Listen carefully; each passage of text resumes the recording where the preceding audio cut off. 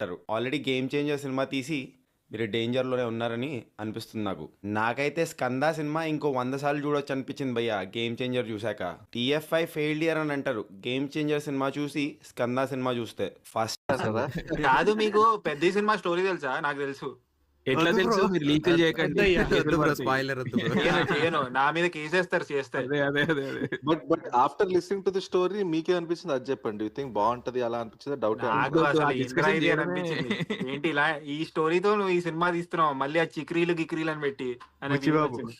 అంటారు. Already 'game changer' cinema తీసి మీరు డేంజర్‌లోనే ఉన్నారని అనిపిస్తుంది నాకు. నాకైతే 'స్కంద' సినిమా ఇంకో 100 సార్లు చూడొచ్చు అనిపించింది భయ్యా 'గేమ్ చేంజర్' చూసాక.